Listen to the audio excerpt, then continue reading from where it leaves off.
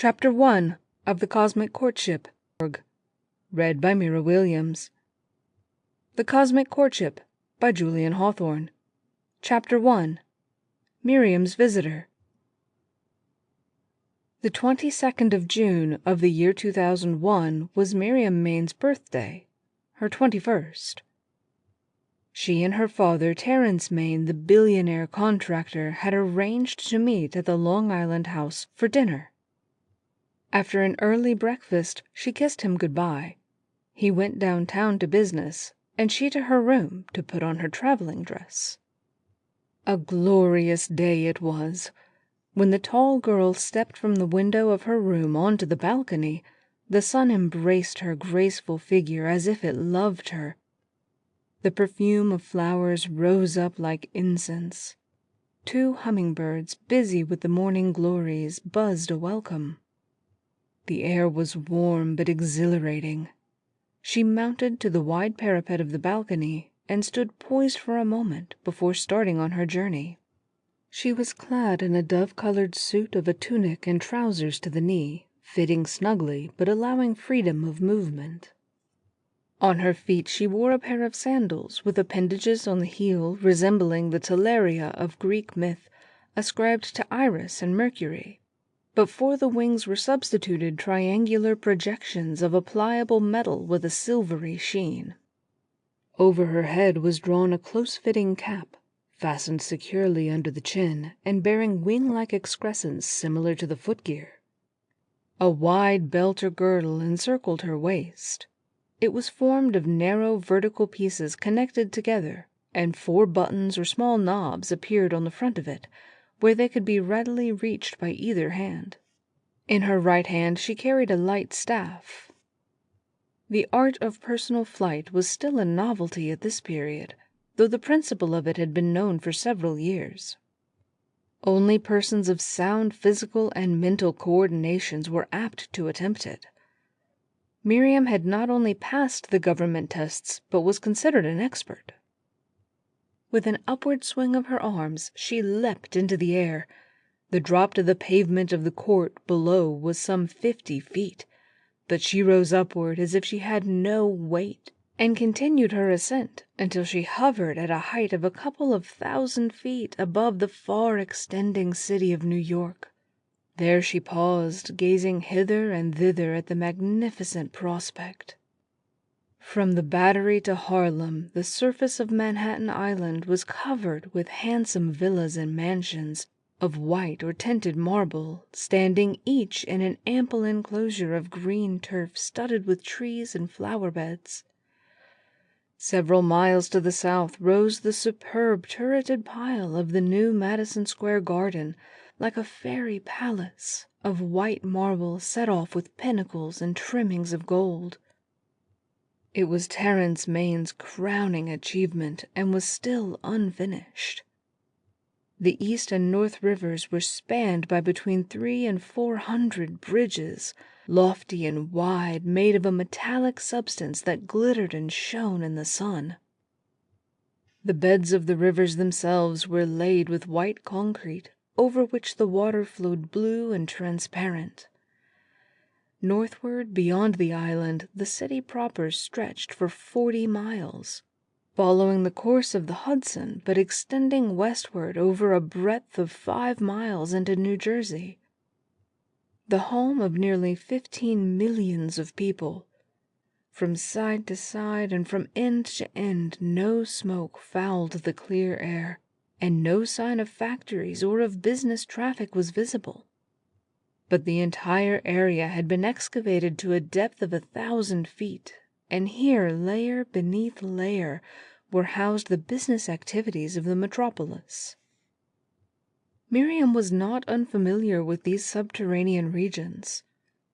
Illuminated by the electron light and ventilated by the carbon process, and kept at an even temperature of 70 degrees Fahrenheit, they were wholesome and pleasant, and many thousands of the inhabitants never troubled themselves to appear above ground from year's end to year's end. Except for the absence of sun, moon, and stars, life in this artificial world was as agreeable and convenient as on the surface. But sun, moon, and stars, and the fathomless depths of space were indispensable to Miriam's happiness. She now pointed her staff eastward and began to move gently in that direction. She was using the 10-mile-an-hour stop in her belt. She had no present need for haste. She flew, leaning forward on the air at an inclination of about 20 degrees from the vertical, without movement of her limbs. Few individual flyers were abroad, and they passed at a distance. But 3 of the great Atlantic liners were setting their course east and southeast, and high overhead flocks of buses carrying businessmen were sliding swiftly toward the lower part of the city. In spite of its external transformation, New York, in some human respects, had not changed much in the last 100 years. In crossing the Sound, a seagull flew past Miriam, and she by a sudden turn swept so close by it that she was almost able to touch its wing. It dodged and dived with a scream. Smiling to herself, she gave a supple impulse to her body, which caused her to slant slightly downward across the Sound toward the Long Island shore. 500 feet above the ground, she resumed a horizontal course, moving slowly across the green lawns and park-like enclosures that surrounded the sumptuous county seats of this district. It was a fair sight, but the sun, now 45 degrees above the sea line, dazzled her eyes. She turned her body with a leisurely and luxurious motion until she lay with her face toward the western sky, where a snowy flock of gossamer fine weather clouds was strung across the blue. She was now carried along as if reclining on a couch, and did not change her position until she heard the rhythm of the surf on the great eastern beaches. Fetching herself upright again, she touched the gravitation control in her belt and sank slowly, guiding herself with her staff toward the left. In a few minutes she alighted buoyantly on the soft turf of the great main estate. 50 yards before her rose a grassy mound with a sort of summer-house on its summit. The place was protected by a grove of tall pines, disposed in a wide semicircle between the dwelling-house and the ocean. Entering the pavilion, she quickly threw off her flying suit, and running down the steps to the beach, she plunged into the surf. So was Artemis, in the seclusion of her temple precincts, wont to bathe in the Ladian shores of the Aegean. Heading out beyond the breakers, Miriam swam and dived and splashed up diamond spray in the thrilling coolness. At length she came ashore, borne on the crest of a white-maned steed of the sea, and ran back, a virgin shaft of glistening whiteness, to the pavilion. Thence, after an interval, she reissued, robed in a flowing gown of purple wool lined with orange silk. She seated herself on a curved bench of marble that stood on the seaward crest of the knoll, and spread out her black hair, thick and long, to dry in the sun. Seated thus at ease, and secure from all disturbance, Miriam fell into a reverie, which gradually became profound. The intense but restricted sphere of personal consciousness closed itself in the broad, steady luminousness of perception which comprises and permeates the individual, as does the ocean its waves. The beautiful capacities of nature became transparent. A voice of agreeable quality was speaking to her. "Miriam." The call had been repeated several times before she recognized her own name. No one was within sight or hearing. She knew the methods by which in late times science had overcome space for both ear and eye, but this voice was using a method unknown to her. "Hold yourself still," it now said, "and you will see me." She imposed quiescence upon mind and body. A shadow flickered for a moment before her and vanished. It came again, less vague. Upon the empty air between herself and the sea it gradually defined itself. A tall, grave figure in a dark robe with a black silk cap on its head. The face was pale, with large black eyes under level brows. It expressed tranquility and power. As she gazed, a blue star surrounded by a ring glimmered forth over the figure's left breast. The lips moved and the quiet voice spoke again. "I have observed you for a year. We are companions of the star. We can help each other. Will you meet me?" "What star?" asked Miriam, though she did not speak aloud. "Saturn. The desire of your heart may be accomplished. I have found the way, but can go no further without you. Will you meet me?" The eyes of the apparition, meeting hers gravely and almost sternly, communicated confidence. The speaker was a woman. "I am willing," said Miriam after a long look. The expression of the face softened. "You will receive a letter tomorrow. I have taken this method that you might act freely. Without sympathy there could be no—" The voice died away. The figure dimmed and a quivering passed through the air-drawn scene. The next moment nothing was visible but the sun-steeped sea and shore. Miriam stayed where she was for a long time.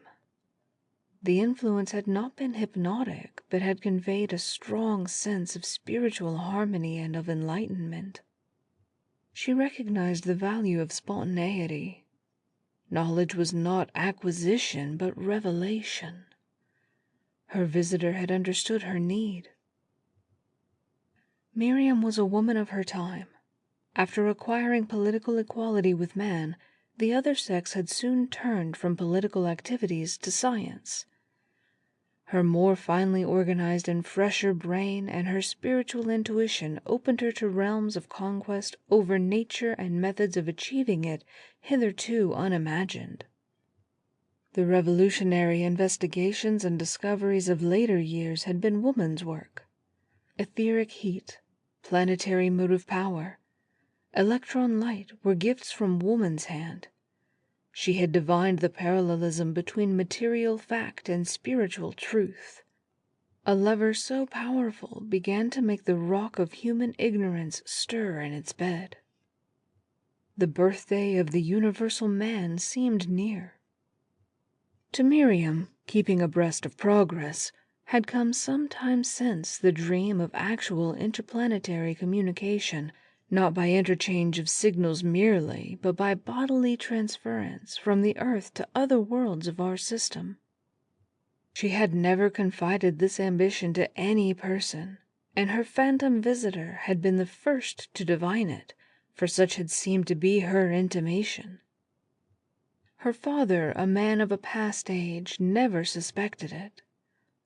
All the girl's studies had had this ambition for their end, but hitherto her progress had seemed small.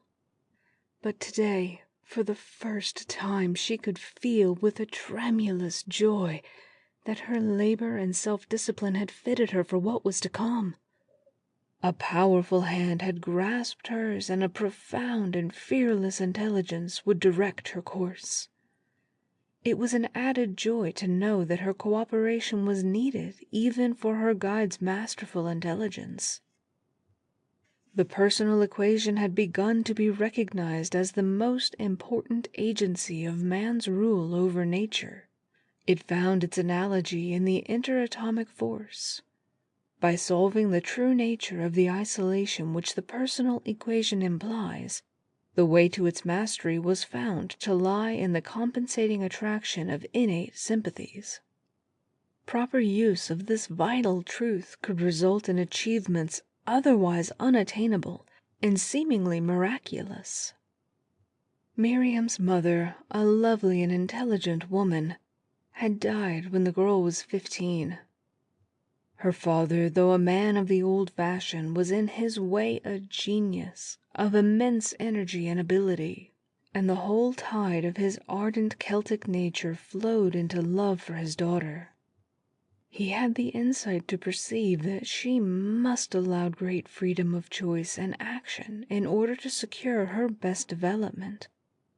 He let her make her own rules of conduct and education, and merely supplied whatever means and facilities she required.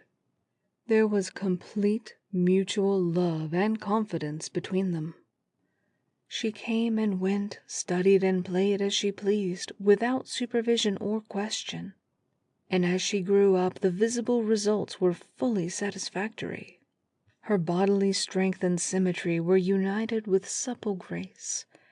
She was trained in the great gymnasiums which the influence of the king had made fashionable.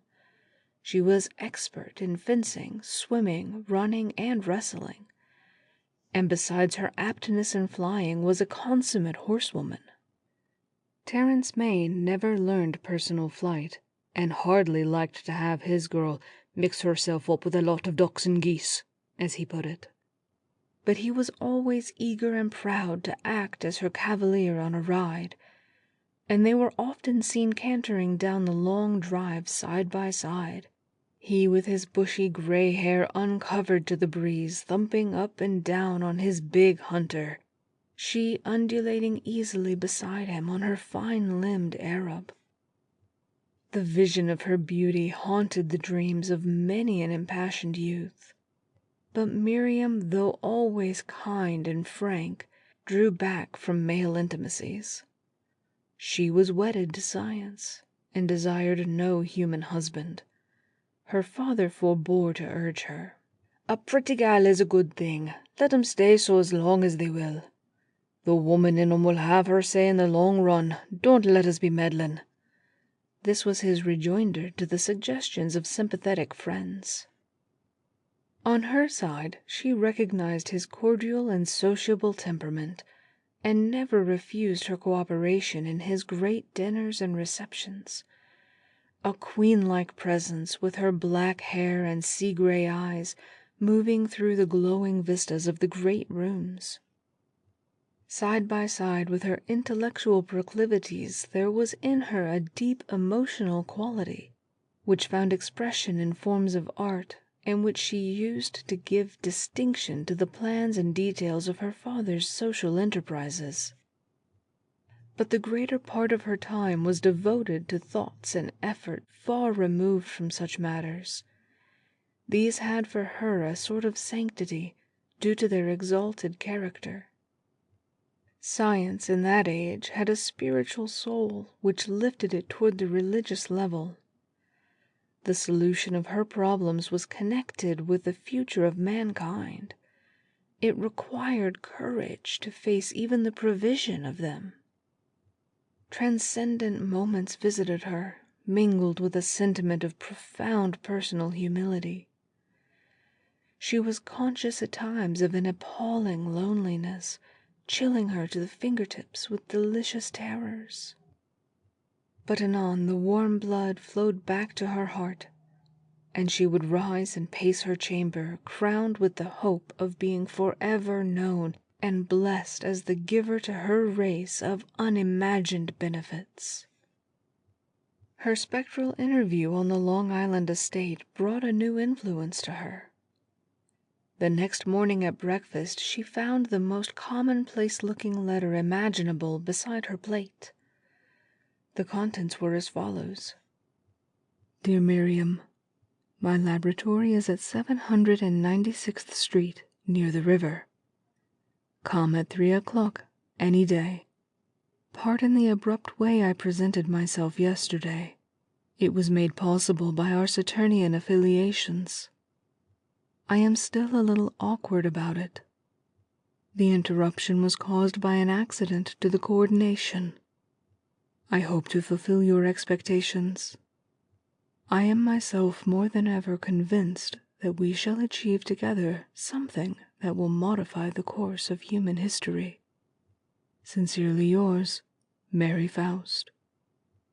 Miriam looked across at her father, who was immersed in his business mail. How near and dear to her he was, and yet how far removed. distance is but the relation of one mind to another. We may be closer to the Pleiades than to the companion whose arm is linked in our own, but diameters of sidereal systems cannot sever us from those we love." She said nothing to her father, but that afternoon she privately visited Madame Faust's laboratory, and thus began a secret connection destined to have important issues. End of chapter 1.